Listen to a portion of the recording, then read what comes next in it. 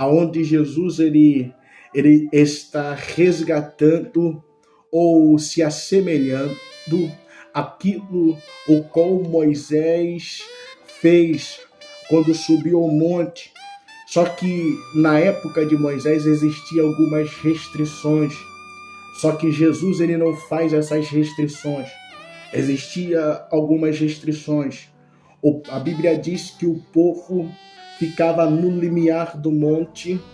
A Bíblia diz que o sacerdote subia acima, que os anciões subiam até uma parte, os sacerdotes até outra parte, Moisés, Josué e Arão subia mais acima.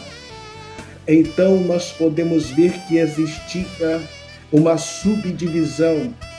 Podemos ver que existia uma hierarquia. E esta hierarquia precisa ser respeitada. Coisa que não está acontecendo nos nossos dias de hoje. O respeito dentre ministério, povo, entre pastores, líderes, ministério eclesiástico e povo. Existe uma hierarquia tanto no mundo espiritual como também no mundo físico. E muitas das vezes nós não estamos respeitando as hierarquias. Primeira, a hierarquia do céu, Jesus. Depois, os 24 anciões que governam com Cristo. E depois o reflexo na terra dos 24 sacerdotes. É uma semelhança do céu que havia e de um governo sacerdotal que precisava ser respeitado, mas que os homens se corromperam, não seguiram o modelo do céu, e na graça está indo pelo mesmo lugar. Pessoas que não estão respeitando as hierarquias, pessoas que não estão respeitando os seus ministérios, pessoas que não estão respeitando a liderança que Deus colocou na terra. Se existe algum erro da liderança, se existe alguma coisa no meio dos grandão, Deus ele vai entrar com a providência. Não é eu e nem você, é Deus que vai entrar. Se Deus não me usar, se Deus não te usar para delegar, para instruir, cale-se, espere o tempo de Deus. A Bíblia diz que enquanto isso Jesus ele passa a ensinar os mistérios de Deus, passa a instruir o povo. E o interessante é que aquele povo fica maravilhado com a palavra que sai da boca de Jesus. Quando isso é de suma importância, que quando a Bíblia vai dizer que há um pouco depois, quando Jesus desce, e alguns dias depois nós vamos ver quando Jesus toma uma decisão. A Bíblia diz que Jesus está na praia, a Bíblia diz que Jesus está em Cafarnaum na praia, se preparando para ir para o outro lado. E quando Jesus está se preparando para ir para o outro lado, a Bíblia vai dizer que uma grande multidão estava ali com Jesus, estava ali esperando Jesus. Por quê? Porque Jesus tinha uma decisão a tomar. Todo bom líder, todo bom pastor, todo bom líder de ministérios, ele tem que saber tomar decisão na hora certa. Tem coisas que é necessário ser um pouco mais rígido, ter um pulso forte para tomar uma decisão. A decisão ela não se baseia no lado da emoção. A decisão ela se baseia no lado da experiência que Deus te proporciona, a decisão que Jesus tomou era de atravessar para o outro lado. Meu Deus, isso aqui é muito forte. Jesus ele toma a decisão de atravessar para o outro lado. E sabemos que a travessia na Bíblia é sentido de libertação. A travessia na Bíblia Sagrada, ela está condizente com propósitos, com sistema de libertação e principalmente travessia sobre o mar. A Bíblia nos conta que quando Deus queria tirar o povo de Israel de dentro do Egito, a primeira passagem foi passar pelo Mar Vermelho. Então entendemos que dentro da Bíblia, passar pelo mar é passar por um processo de libertação. Tu está entendendo o mistério, meu irmão, no dia de hoje? Tu está entendendo, minha irmã, no mistério no dia de hoje? Deus está te chamando para você sair da zona de conforto. Deus está dizendo, vamos atravessar para o outro lado. Não existe questionamento, porque a Bíblia vai dizer que foi uma ordem. E todo mundo sabe que é melhor obedecer do que sacrificar. Mas, Bruno, se eu não obedecer, o que pode acontecer comigo? Se eu me posicionar e não querer obedecer, depende do nível da chamada que você tem. Depende do entendimento que você tem. Depende do propósito que Deus tem na tua vida. Porque se simplesmente você é uma pessoa que simplesmente vai para a igreja, vai pelos cultos e não tem compromisso com Deus, o que Deus pode fazer por você? Porque Ele já sabe e conhece o teu coração. A Bíblia vai dizer que Jesus ele não perde ninguém. A Bíblia diz que quando Jesus, presta atenção numa coisa aqui, quando Jesus ele ver que a pessoa não tem o coração voltado com ele, pois isso é o próprio João que diz isso, que João vai retratar que Jesus fala uma vez dizendo, olha só, aquele que o Pai me der nas minhas mãos, ninguém toma de mim. Eu mesmo entrego. Presta atenção numa coisa, Jesus não perde ninguém para Satanás. O próprio Jesus entrega a pessoa aos desejos do mundo, os desejos que ela tem. E no dia de hoje, se você não obedece o propósito de Deus, as ordenanças de Deus, as ordens de Deus, a única coisa que tem para a sua vida é de ir a ladeira abaixo. Todo mundo que não obedece a palavra de Deus, estando dizendo que está diante da presença de Deus, precisa se arrepender. Está entendendo o mistério do dia de hoje que Deus está falando contigo? É necessário arrependimento. Segundo a tradição judaica, quer dizer o que? Fazer techuvar, se arrepender. Oh, maravilha! Quem já pode entender os mantos de Jeová? Quem já pode compreender aquilo que o Eterno quer falar comigo e contigo no dia de hoje? Quem já pode compreender os reminar de Deus na terra dos viventes? Deus está falando conosco, meus irmãos. Deus está trabalhando sobre as nossas vidas no dia de hoje. Então o texto vai dizer que é romper, e presta atenção numa coisa. Presta atenção numa coisa. A Bíblia diz que vai atravessar para o outro lado. Presta atenção. Deus está te dizendo que Ele vai te tirar. Você está muitas das vezes enraizado nesse mistério da terra. Mas Deus ele vai te arrancar deste lugar. Deus vai te tirar deste manto. Sabe para quê? Para você viver o sobrenatural da parte de Deus. Não tem como você viver o sobrenatural estando ainda em terra.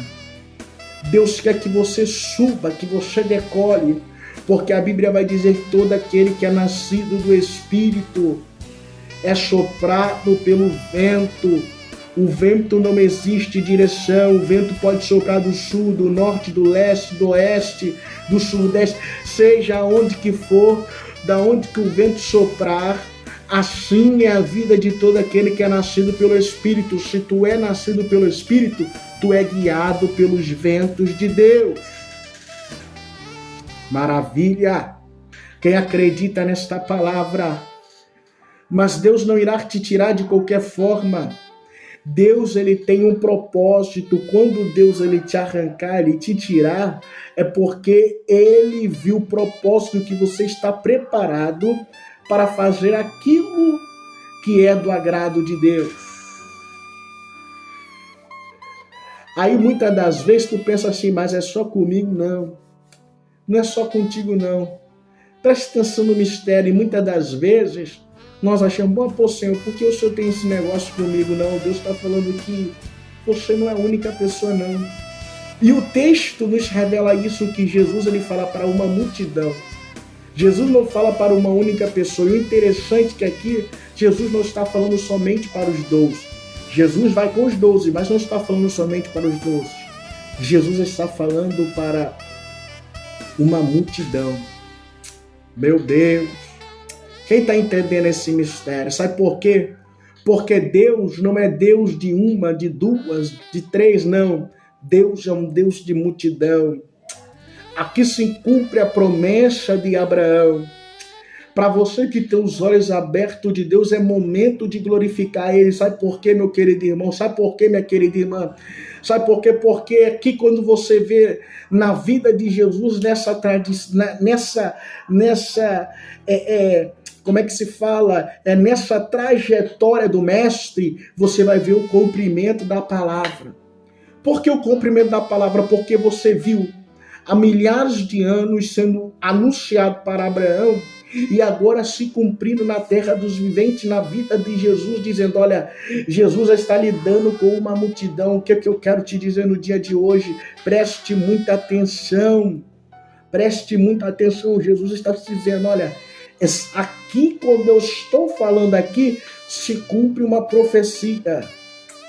Para tu que presta atenção nos mistérios de Deus, para tu que já é envolvido com Deus, para tu que já é envolvido com Deus, entenda bem, muito bem isso, para tu que já é envolvido com Deus, é muito fácil de tu pescar. A prova é evidente, a prova é essa, porque a palavra testifica a prova. A palavra testifica de Jesus e Deus de Jesus. Mas só que para quem não é ainda, aí vai falar assim, mas é isso, ainda não é o suficiente para mim. Deus manda te dizer uma coisa, vem provar de Deus. Só que para você entender, para provar de Deus é necessário, preste atenção, ter intimidade com Ele. Porque Ele não se apresenta a qualquer um, a não ser que Ele tenha um propósito muito grande na tua vida. Se Ele não tiver um propósito na tua vida, Ele nunca vai se apresentar. Sabe por quê? Porque aquilo que está no mundo encobre a visão de Deus. E para descortinar a visão que está encoberta, eita, vou entrar neste manto. Para descortinar a visão que está tampada, que está fechada, segundo os judeus falam sobre isso, sobre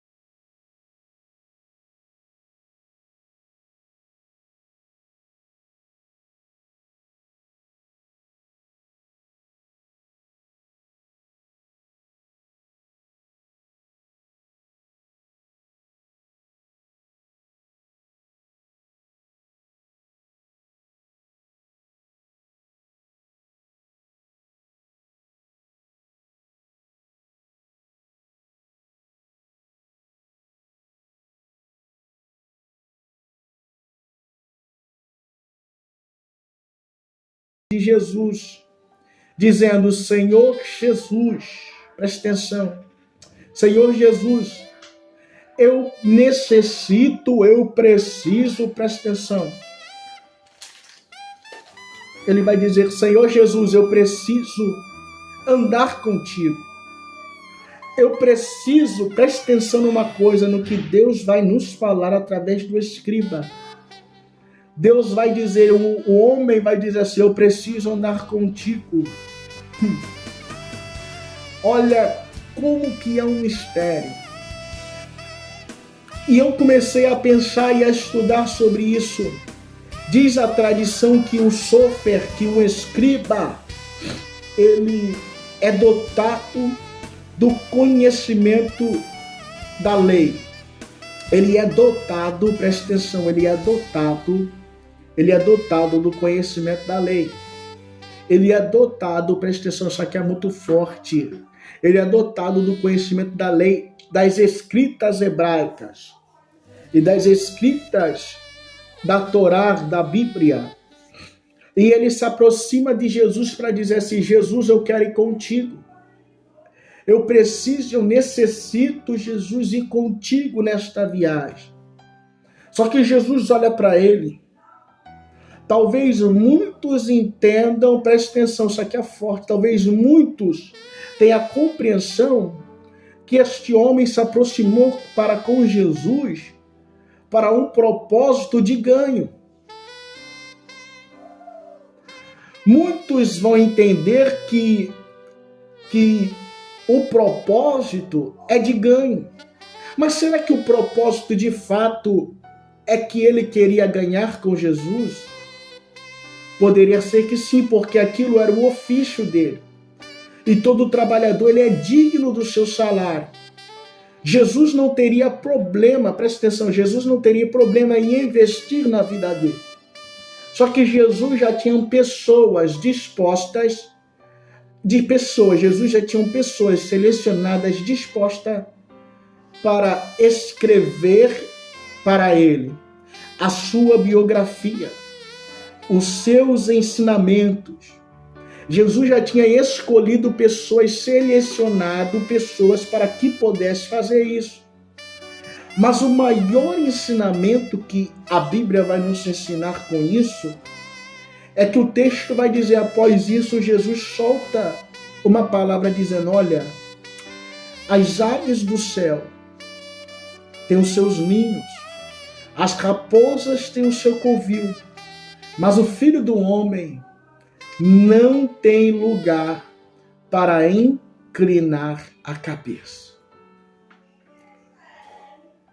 Quando Jesus fala isso, Jesus está falando sobre um questionamento. Preste atenção numa coisa, Jesus está falando sobre algo que o escriba não ia ter, que era conforto. Meu Deus, isso aqui é forte. Jesus está dizendo: olha só, você não vai ter conforto andando comigo. Você não vai ter vida luxuosa andando comigo. Meu Deus. Por quê? Porque uma hora Jesus ia estar num lugar, outra hora em outro. Nem sempre Jesus ia ter o suficiente para bancar não somente ele, mas como outros discípulos também.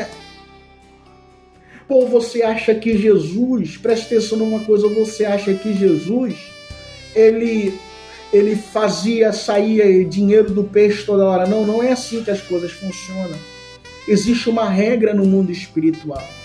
E Jesus, ele seguia, existe uma regra no mundo espiritual, existem as regras de Deus e Jesus nunca iria quebrar as regras que ele impôs. Meu Deus, é forte. Tu tá entendendo o mistério da parte de Deus? A chave da questão é porque este homem precisava ter uma vida sossegada. Este homem, pelo seu ofício, que era ser um escritor, que era ser um tradutor, que era ser um escriba e escrever a Torá, precisava de tempo, precisava de um local para estudar, para não errar a Torá. Porque a Bíblia vai dizer, a Bíblia vai dizer que ai daquele que mudar alguma coisa. Isso aqui é muito forte. Nos originais fala mudar um yud, que é um traço. Já muda completamente todo o sentido da Bíblia. Meu Deus. Porque as palavras nos originais é muito mais profunda do que nós compreendemos da nossa tradução. Existem segredos muito profundos que precisam ter as letras por completo. E o fora que a Bíblia vai dizer, fora que a palavra vai dizer, que dentro da cultura vai nos ensinar, dentro daquilo que o escriba vai nos ensinar uma coisa. Precisava ser bem, a letra precisava ser bem desenhada. Os papéis precisavam ser caixa, que significa puro. Os papéis precisavam ser puros. Os papéis precisavam ser, ele precisava inspecionar tudo isso, porque senão o rolo da Torá não teria validade. Meu Deus. O primeiro ensinamento aqui que nós aprendemos é que a Bíblia, a palavra de Deus, ela é valiosa. A palavra de Deus, ela é valiosa. Meu Deus, é forte. E aí nós entendemos como que este amor de Deus supera todas as coisas e supera por muito mais sermos gentil. Porque o gentil natural, de naturalidade, não entende a profundidade daquilo que eles viviam e que Deus exigia deles. Porque na época precisava ser, era exigido da forma que Deus queria. Então você entenda o amor e o zelo que você tem que ter pela palavra por causa disso. Porque a rigidez de Deus era muito grande para com aquele povo. E quando chega em nós que somos gentios, Deus escancara. Deus demonstra muito mais o seu amor, exigindo nós cumprirmos aquilo que Jesus fala, que é muito mais leve do que a antiga lei. Você está entendendo o mistério da parte de Deus? E outra coisa,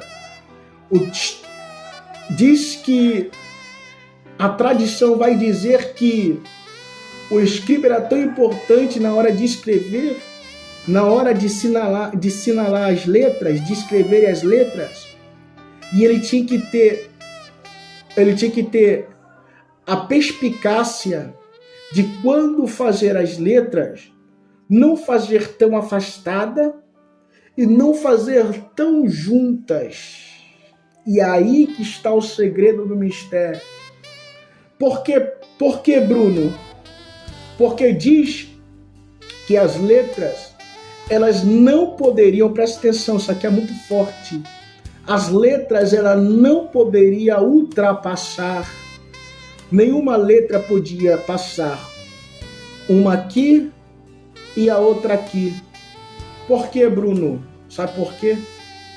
Porque a letra, ela simbolizava a cada judeu e simbolizava o reflexo do povo judaico, do povo de Deus, que significa coletividade. Você está entendendo o mistério? É necessário ter coletividade. É necessário ter coletividade, coisas que não existem no dia de hoje. Não existe coletividade no trabalho, não existe coletividade na família, não existe coletividade na igreja. Por isso que João, ele fala, por isso que João implora pelo amor ao próximo. Por isso que João, ele implora sempre aos filhinhos, aquele que não ama o seu irmão, não ama a Deus. Por isso que João ele vai sempre batendo no amor, sabe por quê? Para resgatar a coletividade, para resgatar o amor dentro das sinagogas, dentro do templo, dentro da igreja de Cristo. Maravilha de Deus. E outra coisa que nós aprendemos aqui, sabe qual que é? Seria um desserviço. Um judeu é um desserviço para o povo de Israel. E um judeu sabe de quê? De quê? Sabe de quê? É um desserviço, sabe de quê? Sabe de quê? Sabe de que esse mistério? Sabe de quê?